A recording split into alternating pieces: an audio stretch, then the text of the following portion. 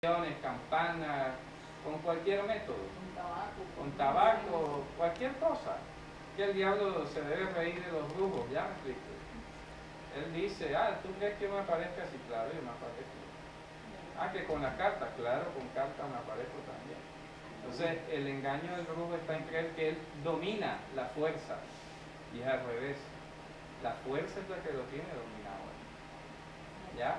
Y lo tiene convencido de que ese método funciona. Fíjense el caso de Balaam, bíblicamente, ¿verdad? Era el mejor brujo de Medio Oriente, desde la época de los hijos de Israel. Y lo mandaron a traer, ¿de dónde? De Babilonia, ¿ya?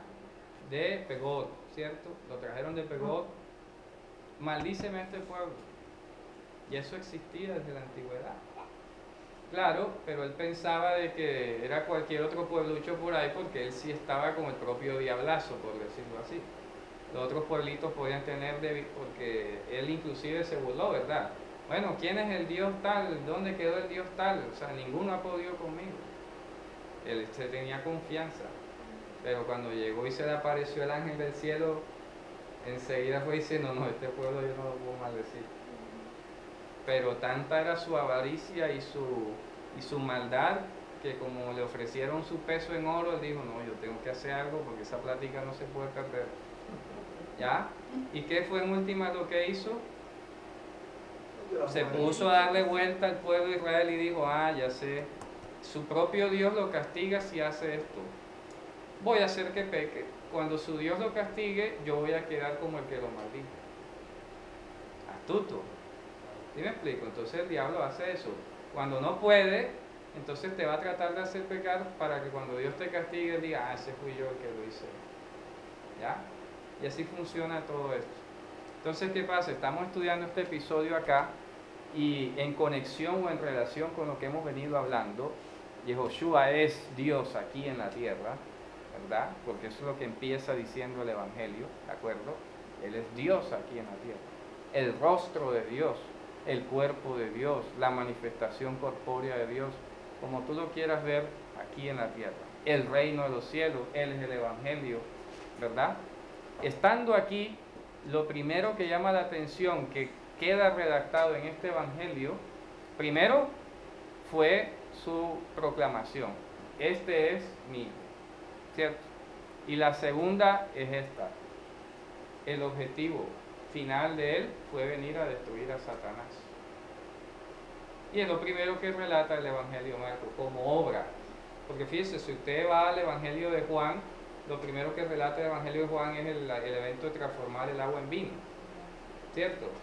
Pero el Evangelio de Marcos, como estamos diciendo desde el principio, al ser, pues, consensualmente hablando, el primero en ser escrito, llama la atención que lo primero que resalta como poder venido de Dios aquí a la tierra es su poder sobre Satanás. ¿Ya? Él no iba a venir a demostrar otra cosa que fuego, que lo otro. Sanidad y todo eso vaya y venga, ¿verdad? Pero el principal mensaje que quiere transmitir el Evangelio de Marco acá es que él vino a derrotar a Satanás. ¿Ya? Vamos a leer sobre eso aquí en Hebreos capítulo 2.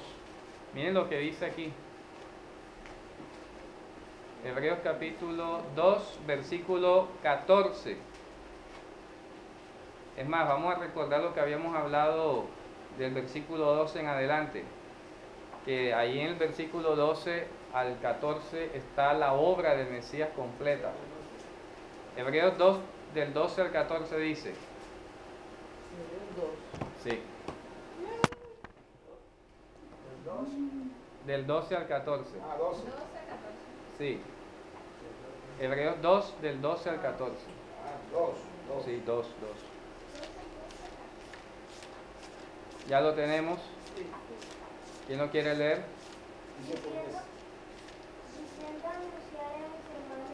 Anunciaré a mis hermanos tu nombre. En medio de la congregación te alabaré. Y otra vez yo confiaré en él. Y otra vez he aquí, yo y los hijos que me dieron. Bien, ya habíamos corregido el versículo 13, ¿verdad? ¿Sí lo tienen todos corregido? ¿O no? Vamos a corregirlo. Miren, el verso 12 dice, contaré tu nombre, ojo, tu nombre a mis hermanos. Asapra shimcha le ahai. Shimcha le ahai.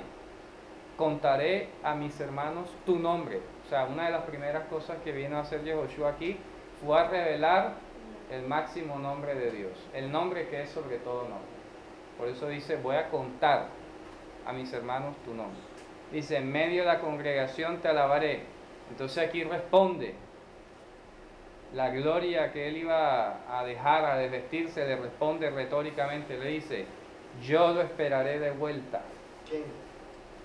La gloria que Jesús iba a dejar en el cielo en ese momento, es como cuando dice el Salmo, lo explicamos aquella vez, garganta mía alaba al Señor, como si la garganta fuera otra cosa, pero la garganta es tuya. Aquí la gloria que él estaba dejando en el cielo, su poder, ¿verdad?, sus atributos divinos, le dijo como nostálgicamente, yo te esperaré de vuelta. ¿Por qué? Porque él iba a venir despojado de su gloria, vino aquí a la tierra. Y aún despojado de su gloria, no conoció corrupción, nunca pecó. El hecho de no haber pecado nunca y no haber poseído corrupción, lo mantenía en su calidad de divino. ¿Ya? Porque no fue un ángel, no fue una criatura, no fue un ser humano que se cristificó, como le enseña el gnosticismo, ¿verdad? Y eso inclusive permeó al judaísmo también, porque el judaísmo cree que el Mesías es un ser humano que por sus méritos Dios lo va a justificar. Y eso es imposible. Tiene que venir de arriba. Mire lo que dice aquí, en el versículo 14, dice,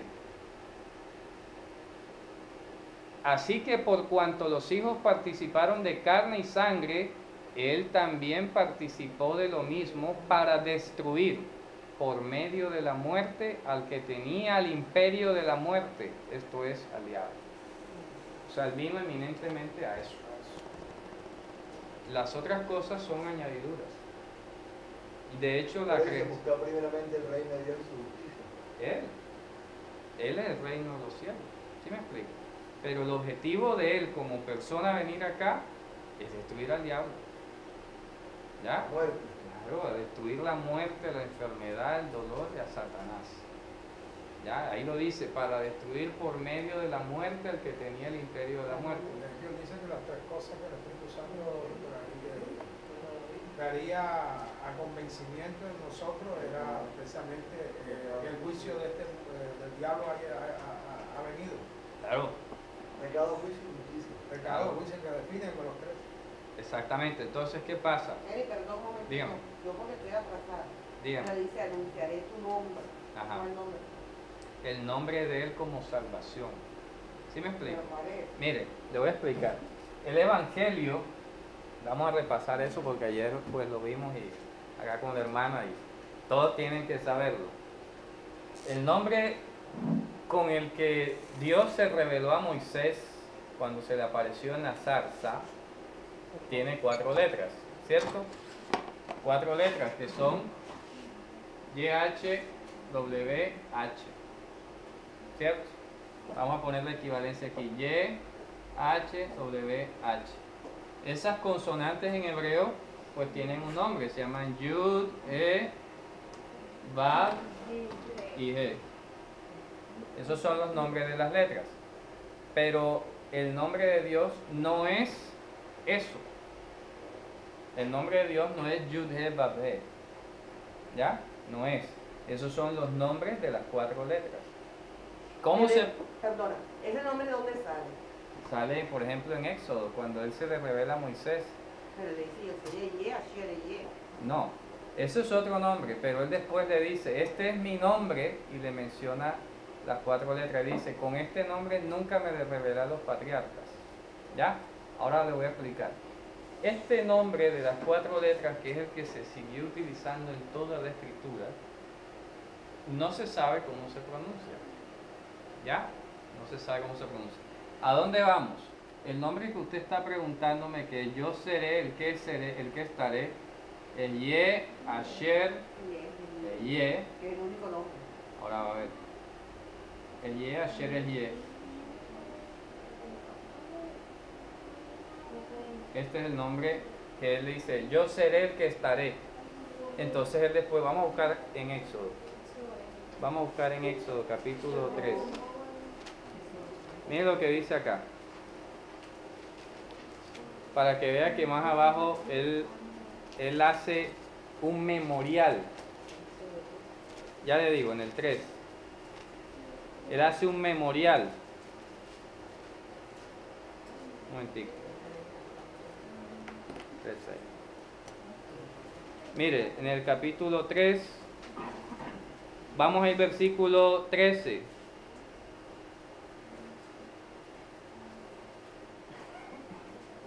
Mire, ahora ve para que vea. Aquí donde aparece, en Éxodo 3, versículo 13 en adelante. Aquí aparece el nombre que está diciendo la hermana, pero más abajo aparece sintetizados. ¿Ya? Mire lo que dice. Dijo Moshe a Dios, he aquí que yo voy a los hijos de Israel y les digo, el Dios de vuestros padres se me ha enviado a vosotros. Si ellos me preguntaren cuál es su nombre, ¿qué les responderé? Y él respondió Dios a Moshe, yo seré el que estaré. Porque eso es lo que dice en hebreo. Aquí ponen yo soy el que soy. Pero eso no está bien porque esto está en tiempo futuro aquí en hebreo. Ehyeh, Asher, Ehyeh. Esto significa yo seré el que estaré. De hecho así lo comentan los principales comentaristas como Rashi y Malbim, que son rabinos eminentes en lengua hebrea, y ellos dicen, sí, eso es yo seré el que estaré. ¿Qué sentido? Que siempre voy a estar con Israel, nunca lo voy a dejar de lado. Eso es lo que significa. Pero ahora mire la síntesis. Dice, yo seré el que estaré, y dijo, así dirás a los hijos de Israel, yo seré, me envió a vosotros. Ehyeh, Ehyeh, aquí. Aquí está. La primera. Ehyeh, Asher, Ehyeh. Después cuando dice, así le dirás, Ehyeh, me envió. O sea, nada más dice una parte, ahí lo sintetizó. Y ahora viene y lo sintetiza otra vez, dice, en el versículo 15, además, dijo Dios a Moshe, así dirás a los hijos de Israel, Adonai, este nombre. ¿Te das cuenta? No, Adonai. Que se pronunció hoy. Además de este que le dijo primero, ¿Cómo se escribe Adonai en hebreo? este nombre, se pronuncia Adonai. No, ya está preguntando cómo se... Esto no sabe Bueno, ¿cómo se escribe Adonai? la palabra. Adonai. Es que no ¿sabe? tiene nada que ver con Mire. las letras ni el nombre. Adonai en hebreo se escribe así. Ajá. ¿Ya? Ajá. ¿Por qué yo digo Adonai acá? Porque no se sabe cómo se pronuncian esas 4 letras. ¿Qué pasa? Que en español la gente dice Jehová. Algunos que se creen de pronto más avanzados dicen Yahvé. Otros dicen Yahweh. Y resulta que ninguno es correcto. ¿Ya? Ninguno es correcto. Nadie en Israel sabe hoy cómo se pronuncia este nombre.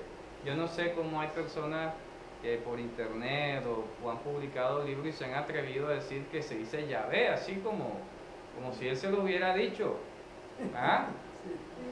O sea, ni en la Biblia hebrea no sale así. Ese Yahvé no sale en hebreo, ni Yahweh tampoco. ¿Ya? Eso es invento humano, no sé de dónde sacaron eso. ¿Ya?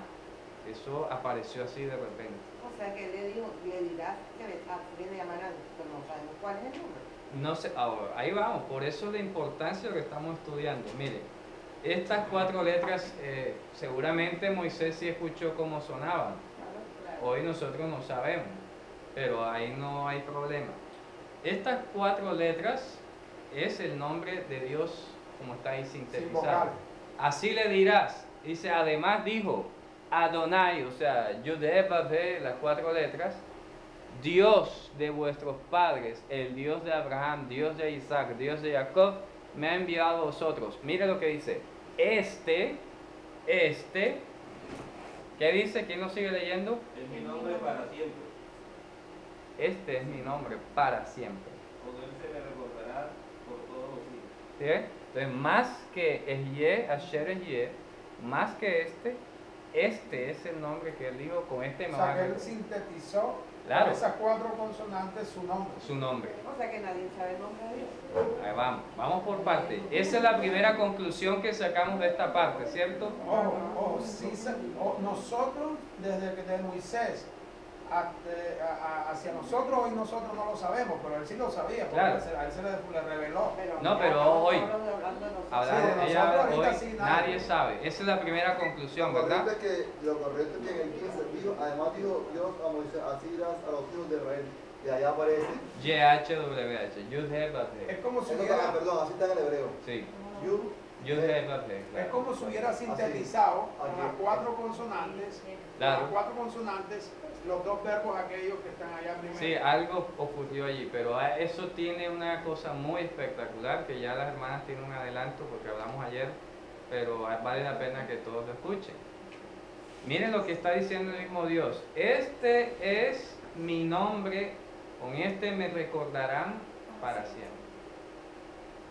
Para allá entonces, ¿qué pasa? Ya Dios se había manifestado como el Shaddai, Adonai Shammah, Hashem Yeraeh, etcétera, muchos otros nombres. Pero él dijo este nombre. ¿Por qué hizo ese énfasis? Resulta que, pues la primera conclusión, nadie sabe cómo suenan esas 4 letras, ¿cierto? Pasado el tiempo, y aquí hemos explicado antes, pero Pero antes que siga diciendo, perdona, pero ese es el hebreo actual o el antiguo. esto es hebreo cuadrado. Si yo lo vamos a escribir en hebreo antiguo, pues en hebreo antiguo aquí también lo escribimos. En hebreo antiguo lo que cambiaba era la grafía, pero no se sabe cómo se pronuncia. O sea, quedamos igual, cambiamos de grafía, simplemente, pero no sabemos. Pasado el tiempo, ¿Y en el texto cómo aparece? ¿Con el Aquí. cuadrado o con el otro? cuadrado, No, porque cuadrado, moderno. solamente en los rollos de Qumran es donde aparece el nombre de Dios en hebreo en las grandes letras. Acuérdense que aquí dijimos que este alfabeto, que es el hebreo antiguo, se le llamó las grandes letras y se consideraba de mayor santidad todavía que este. ¿Ya? ¿Sí me explico? ¿A dónde vamos? Desde un tiempo indeterminado, cuando desaparece la pronunciación del nombre de Dios, vamos a dar una fecha aleatoria allí. Por ejemplo, cuando murió el último sacerdote del orden de Aarón, 250 a.C., probablemente desde ahí desaparece la pronunciación o se va extinguiendo. Del Ahora 250. quiero decir que un poco después de David. No, debió, porque eso acuérdense que los sacerdotes se lo transmitían de uno al otro. Y el último descendiente de Aarón vivo fue hasta el año 250 a.C. ¿Ya? O sea que probablemente hasta esa fecha se pronunciaba todavía. ¿Ya? Pongámoslo así en teoría. Desde ese tiempo en adelante, más nadie supo cómo se pronunciaba, y de ahí comenzó la costumbre de decir otros nombres alternativos: Adonai, Elohim o Hashem. Digan. El nombre lo transmitían exclusivamente los sacerdotes, el pueblo no lo sabía. Sí lo sabía, pero como les digo, pues con todas las guerras, con todas las situaciones que hubo, técnicamente se ha llegado a documentar que eso nada más quedó en boca de los sacerdotes. ¿Por qué? Porque vino esta enseñanza de la tradición que prohibía usar el nombre de Dios en vano. Entonces, ¿qué ocurría? Que la gente le daba miedo pronunciarlo. Si escuchaban al sacerdote decirlo, ellos no lo repetían, porque les daba miedo supersticiosamente o exageradamente hablando, de pronto usar el nombre de Dios en una conversación fútil o no tan o liviana, etcétera, etcétera. Entonces, al aplicarle semejante esquema de reverencia al nombre, se comenzó a olvidar. Cuando se murió el último sacerdote ya no se escuchó más, y ahí sí, hasta ahí llegamos. ¿Ya? ¿Qué ocurre? De allí hasta cuando vino nuestro Señor, hay una parte en el Evangelio de Juan que dice: yo he venido a revelar tu nombre a los hombres. ¿Ya? Y lo acabamos de leer ahora. Declararé o contaré tu nombre a mis hermanos. ¿Ya? ¿Qué ocurre? Que estas 4 letras que ustedes ven aquí, el nombre de Jesús en hebreo se escribe así.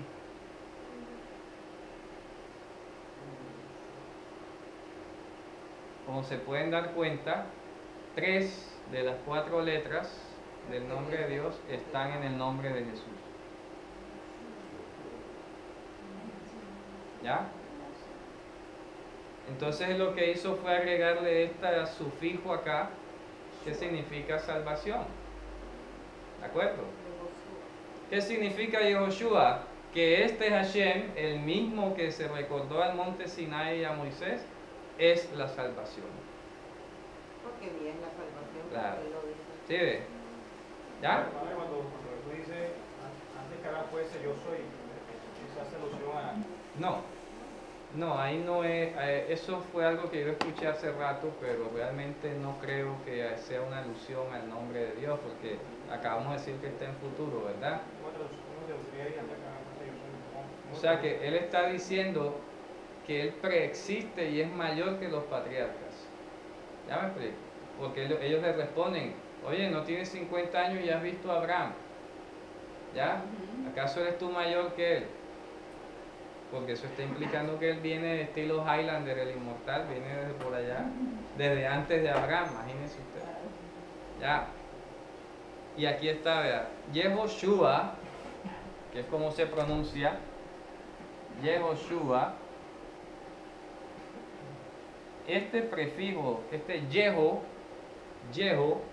está implicando las 3 primeras letras del nombre de Dios. ¿Ya? Así de simple. ¿Qué está diciendo?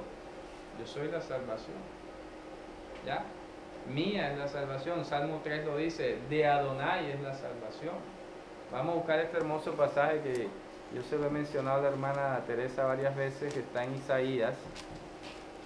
Miren lo que dice acá.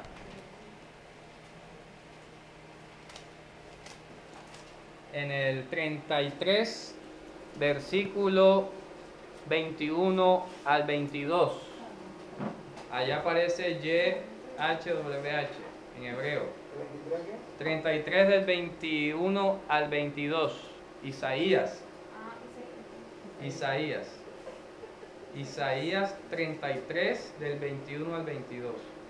Porque ciertamente allí será Adonai para con nosotros fuerte, lugar de ríos, de arroyos muy anchos, por el cual no andará galera de remos, ni por él pasará gran nave, porque Adonai es nuestro juez. Escuchen.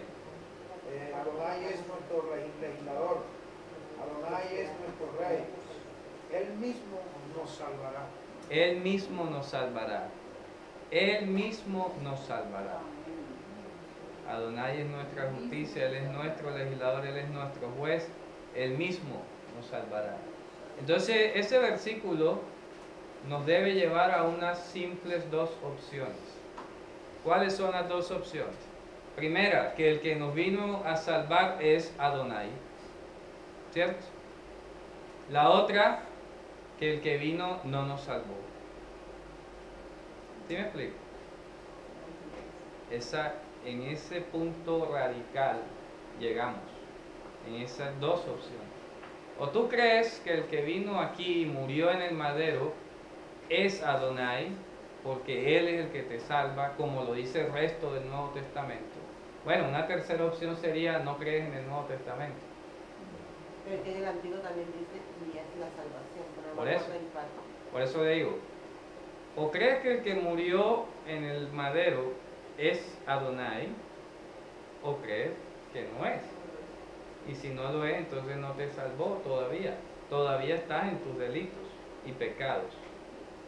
Y fíjese cómo es Dios de estratégico y celoso, porque como para que no hubieran confusiones, mandó a destruir el templo. ¿Ya? Pudiera ser que la primera generación tuvo como que la confusión. Pero el templo sigue en pie y este no es que nos salvó. Ya, y sin embargo la carta a los hebreos se dedica exclusivamente a esa generación. Le dicen, no se vayan a confundir, el hecho de que el templo esté en pie no quiere decir de que Dios habite allí. Eso está próximo a desaparecer. Igualito como cuando Shaul era rey y ya habían ungido a David. O sea, David era el rey legítimo. Shaul estaba ahí, era desgastándose.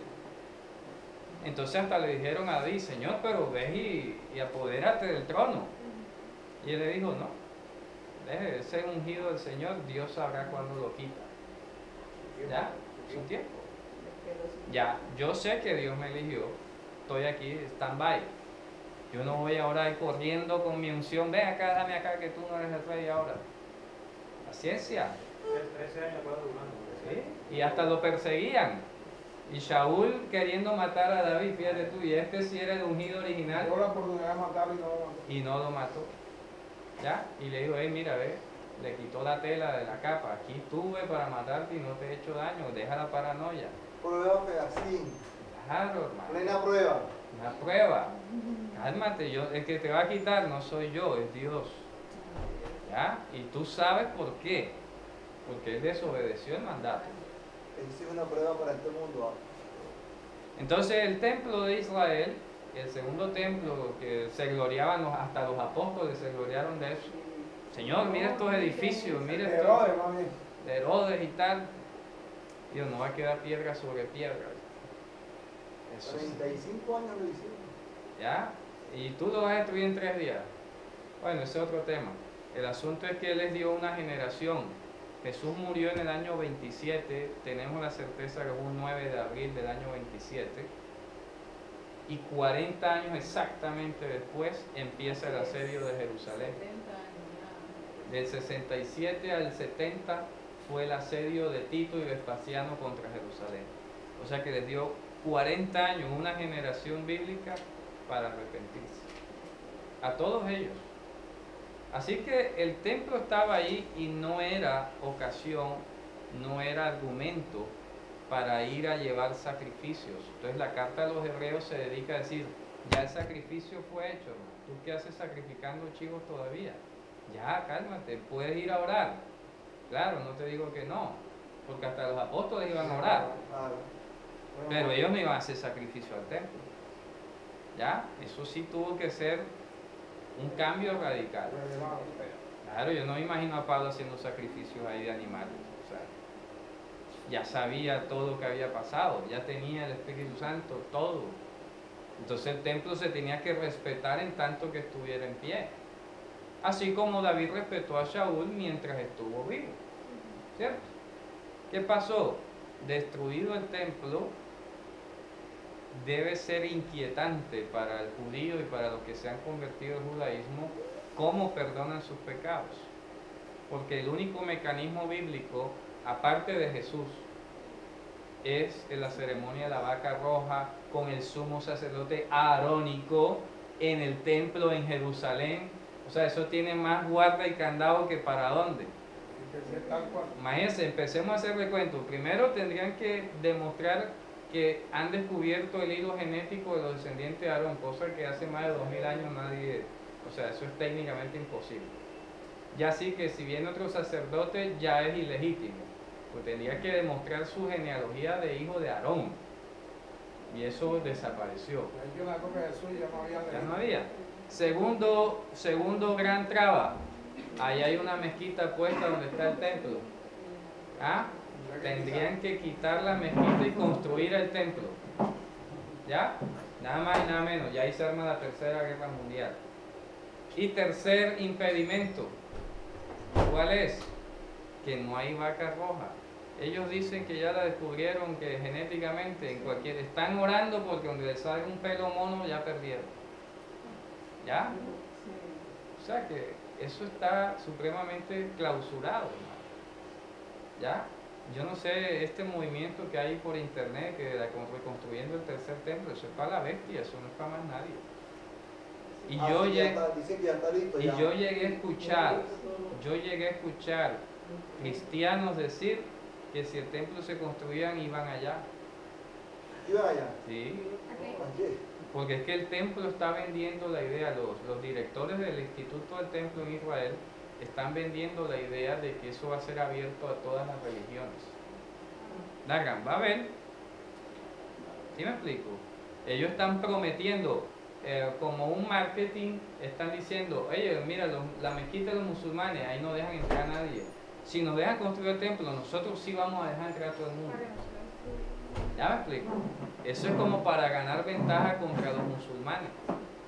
Y ustedes saben que hay técnicas en las que cavan alrededor de la construcción, levantan y mudan a otro lugar. O sea, no es que la vayan a destruir, ¿ya? No es necesariamente que van a destruir la mezquita. La mueven, cavan así, levantan, ponte tú aquí al ladito y aquí va el templo. ¡Pah! Ese es el supuesto inicio de la Tercera Guerra Mundial. Claro. Entonces, bíblicamente, ya eso está viciado, porque sabemos que se van a inventar con tanta bomba tecnológica, van a terminar diciendo, hemos descubierto el genoma humano, la línea arónica de hace más de 2000 años y tal, porque ahora todo es descubrimiento. Pero eso es algo que, como les digo, puro invento, para tratar de forzar las cosas. Israel está forzando cosas, ¿ya? Está causando que ocurran las cosas. Es más, les voy a decir, no sé si lo han visto, en Nueva York, el movimiento de Chabad de los judíos ultraortodoxos hizo una protesta inclusive contra ese templo, inclusive contra el Estado de Israel. Porque en el mismo Talmud de Babilonia quedó escrito que la última dispersión de los judíos era el Mesías quien nos iba a reunir. Y dicen algunas fuentes sionistas y antisionistas que el holocausto nazi fue dirigido por líderes judíos para hacer regresar al pueblo a Israel y causar todas las cosas. ¿Sí me explico? Y eso tiene mucho de verdad. ¿Ya? Eso tiene mucho de verdad. ¿Cómo les parece que el vidente que proclamó a Hitler, el futuro Führer de Alemania, era judío? ¿Ya? Para que averigüen, para que vean. El vidente era un brujo, pero era judío. Le digo, Führer, mañana quema la Cancillería, en 3 días quema la Cancillería y después de eso tú vas a ser proclamado Führer. Y así pasó. A Hitler le dio tanta miedo que lo mandó a matar, siendo judío, pero era su llave. Y él fue el que le llenó las ínfulas a Hitler de que él era el ungido de Alemania prácticamente. ¿Ya? Entonces, miren todas las cosas que estamos hablando, hermano. Yehoshua es el sumo sacerdote de los bienes venideros. Ya no va a ser ni que aparezca demostrado genéticamente uno de Aarón, ya no es. Porque aquí está diciendo en Hebreos capítulo 7, vamos a leerlo. Miren lo que dice Hebreos capítulo 7, ¿verdad? Miren lo que dice acá. Versículo 11 del capítulo 7. La palabra perfección en la carta a los Hebreos significa la purificación de la mala conciencia. Eso es la palabra perfección. No tiene que ver con cero errores, no tiene que ver con cero pecados, no. La palabra perfección significa circuncisión del corazón, limpios de mala conciencia. Mire lo que dice el 11. Si pues la perfección fuera por el sacerdocio levítico, porque bajo él recibió el pueblo la ley, ¿qué necesidad habría aún de que se levantase otro sacerdote según el orden de Melquisedec y que no fuese llamado según el orden de Aarón? Claro, nunca los sacrificios iban a cambiar el corazón humano. Nunca. Eso era un ejercicio pedagógico. Lleva el animalito, sacrifícalo, mete la sangre, riégala, báñate. Todos esos rituales eran instrucciones o pistas de la obra del Mesías. Pero ellos en sí mismos no tenían ni siquiera un poder, digamos, mágico ni trascendental de que si te caía la gota ya te cambiaba la conciencia. No, seguías igual. Y por eso tenía que hacer sacrificio y volverlos a hacerlo. Tanto así que eso lo dice, ahora lo vamos a ver más adelante. Mire, vamos a seguir leyendo. Dice, porque cambiado el sacerdocio, necesario es que haya también cambio de ley. ¿Ley de qué? De sacerdote, no de la Torá. Porque eso hasta de eso se valen algunos hermanos cristianos. Ah, ya cambió el sacerdocio y cambió la ley. Ese es el punto ya, ese es el punto. Ya, cambió la ley ya. Del doblamiento ya, de Ya, toda la hasta reforma, ahí. ese es el punto. Ese es el punto, es un ejemplo. Ahí lo dice al lado de él cuando Claro, mira, dice, cambio de ley, pero ¿cuál ley? La ley de la descendencia. Ahora, claro, la ley sacerdotal en cuanto a la descendencia. Vamos a seguir leyendo. Dice, y aquel de quien dice esto es de otra tribu, de la cual nadie sirvió al altar. Porque manifiesto es que nuestro Señor vino de la tribu de Yehudá, de la cual nada habló Moshe tocante al sacerdocio. Concluyente. O sea que Así apareció es. un sacerdote en una tribu que De él otra nunca tribu nombró. que nunca nombró. O sea que esto no tiene que ver ni con levita ni nada. Esto es otra Pero por cosa. allá dice, de Judá saldrá el Shiloh. Y hay una parte que la que nunca entendemos es que no se, hasta que no se reposen todos, dice Judá. No dice, no se apartará del cetro de Judá ni el legislador de entre sus pies, hasta que venga Shiloh. Entonces dice, hasta que venga el Shiloh. Claro, porque es que está hablándose de los reyes de Israel. El cetro, ojo, no se apartará el cetro. Ya eso te conectas con rey, no con sacerdocio. ¿Ya? Y el legislador, se está refiriendo que el rey es el que saca las leyes. ¿Ya? Entonces mira lo que dice. Perdón, ¿y Diga. Silo qué significa? Bueno, Shiloh, como tal, la palabra Shiloh no tiene significado. Es una palabra oscura. Pero ahí viene otra cosa importante. Ahora va a ver. Resulta que revisando el Targum arameo de ese pasaje, ahora le voy a explicar dos cosas. Ellos en hebreo dice Shiloh, pero nadie sabe, así no tiene significado. Es extraño, es un nombre extraño. Pero resulta curioso que la versión aramea dice que Shiloh fue una corrupción, o sea, una mala copia de la palabra Moshlo, Moshel, de Moshel. Entonces la versión aramea traduce hasta que venga su Moshel, que es gobernador, compositor de parábolas. ¿Ya? ¿Te das cuenta? Entonces me gusta mucho el aporte que hace el arameo porque aclara y se conecta con el evangelio. ¿Ya? El judaísmo le tocó hacer matemática para poder demostrar que Shiloh era el Mesías. Se puso a contar números y a totalizar, sí es el Mesías. Pero la traducción aramea aclara eso mejor. Dice, no es Shiloh, es Moshel, Moshlo. ¿Ya? Su gobernador o compositor de parábolas. Y por eso el pueblo esperaba al gobernador. Se olvidaron de que Moshel tenía otro significado. Compositor de parábolas, proverbista. ¿Ya? Moshel en hebreo tiene dos significados: gobernador o compositor de parábolas. Tanto así que el libro de Proverbios se llama Mishlei. Viene la misma raíz de Mashal. Mashal, Mishlei. Moshel, el que escribe Mashal. ¿Ya? ¿Se dan cuenta? Entonces, no es solamente gobernador, el emperador, el que va a mandar. Vino en otra versión. ¿Qué es lo que espera el pueblo judío? Claro. Dígame, hermano. Hablando de nosotros del nombre que estamos explicando ahorita, es que los apóstoles, por lo menos Pablo, en sus cartas, que fueron escritas en hebreo, que es lo más acertado que hay, tuvo que haber escrito el nombre del Señor en hebreo. Claro. Porque aquí, por lo menos, la traducción griega lo que hacen es Ponen Kyrios.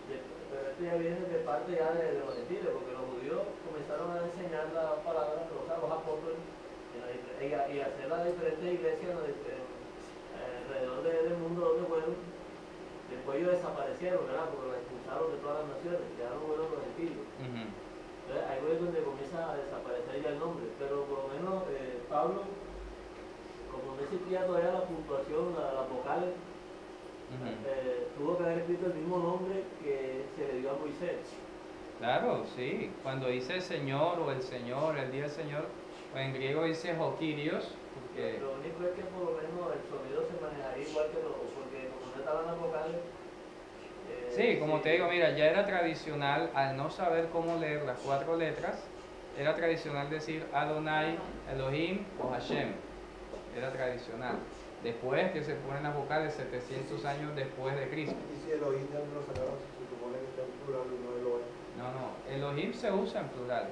Te voy a explicar por qué No, ¿el por ese qué? tema de Elohim y Eloah y el por qué hay plural y singular. Es muy fácil y muy bonito. Elohim está en plural porque cuando Dios creó al mundo, lo hizo con todos sus atributos. ¿Ya?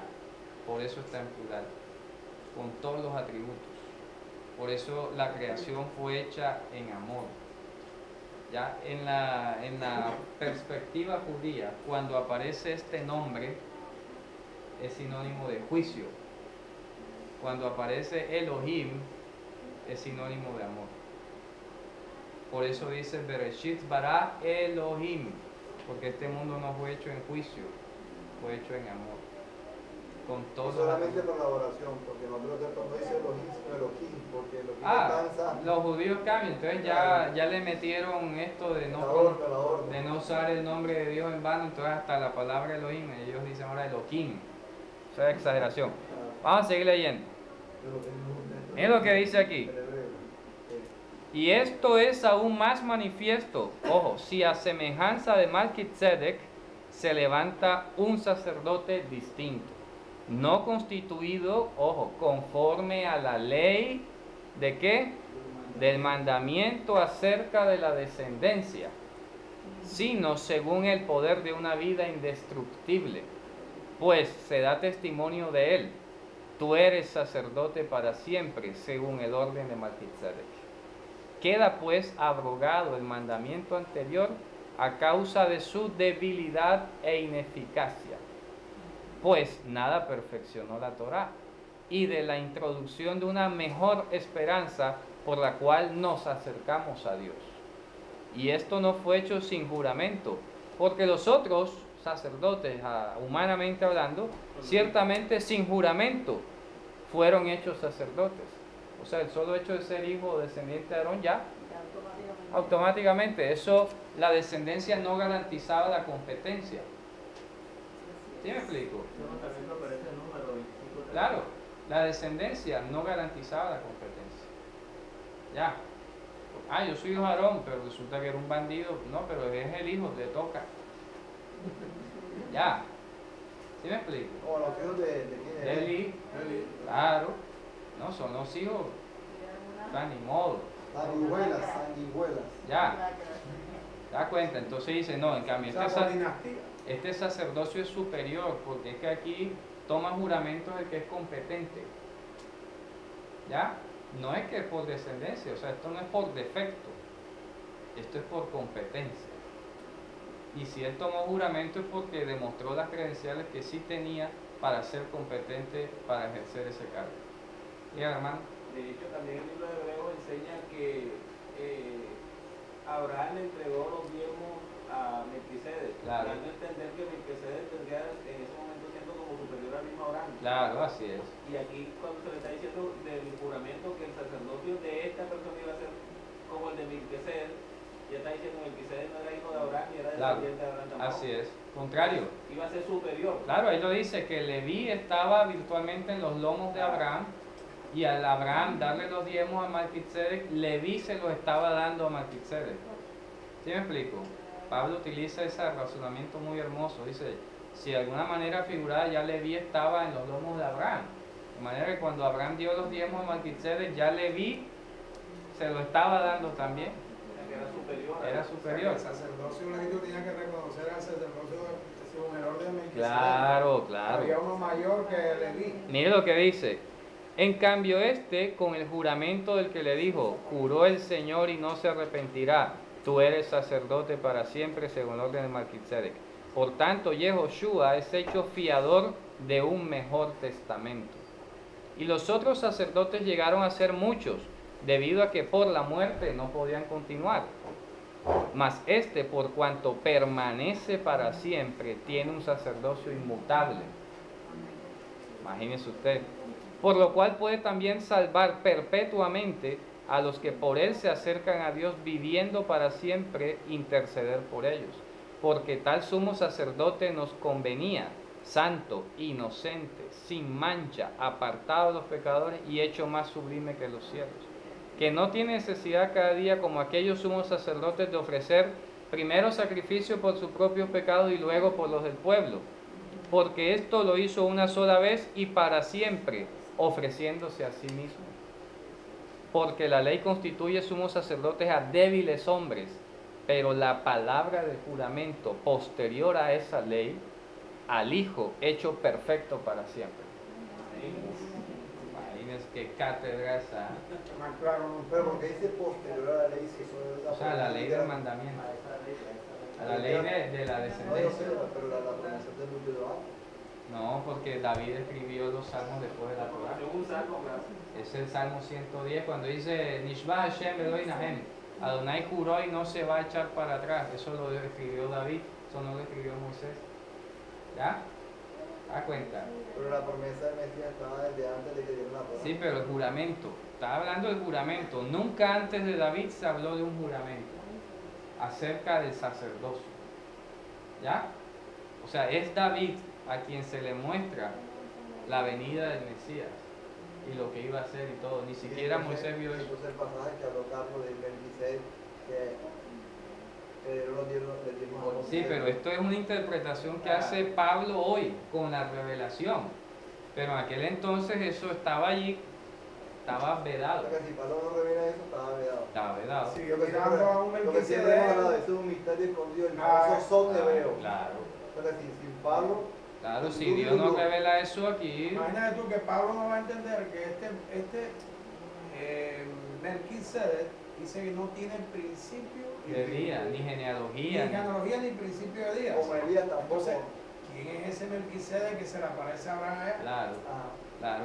Y la Y lo duda, compara con Jehoshua. claro, Y claro. como guía. Diga, hermano. Entre otra cosa que le hace la conexión entre el salmo de David y lo que estaba escrito acerca de Melquisedec. Claro. Y entonces saca la conclusión acá, la ¿Se revelación. dan cuenta?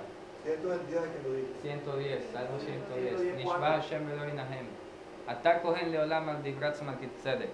Tú eres juramento para siempre según el juramento que hizo Melquisedec. Por eso te digo, pero ya sabía una referencia.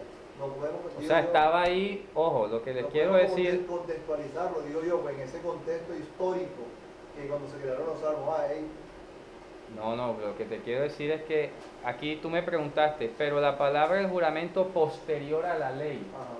Tú me preguntaste que Ajá, por qué sí. posterior es porque lo escribió David casi 1000 años.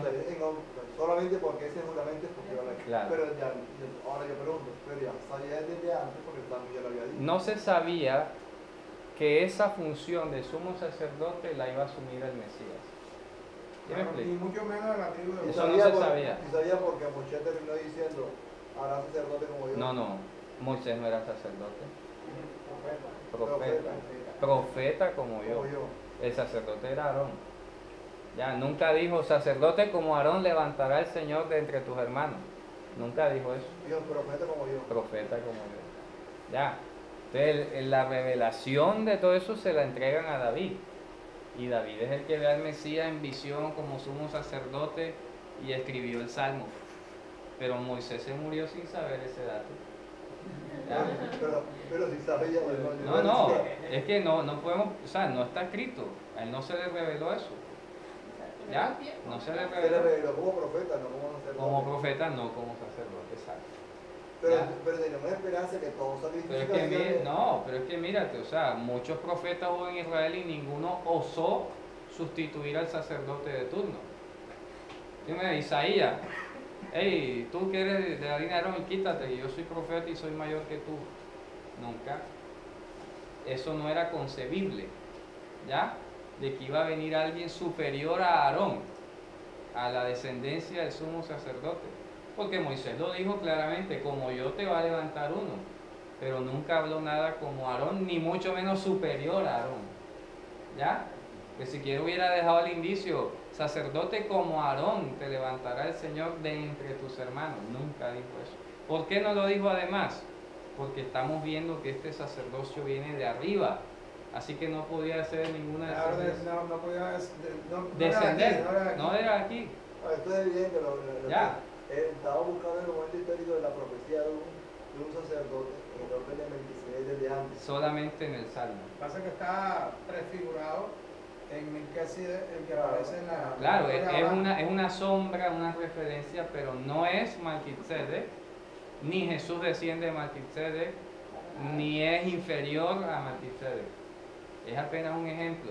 ¿Qué está diciendo? Oye, cuando el Salmo dice juramentos de Melquisedec, tú eres sacerdote por siempre según el juramento.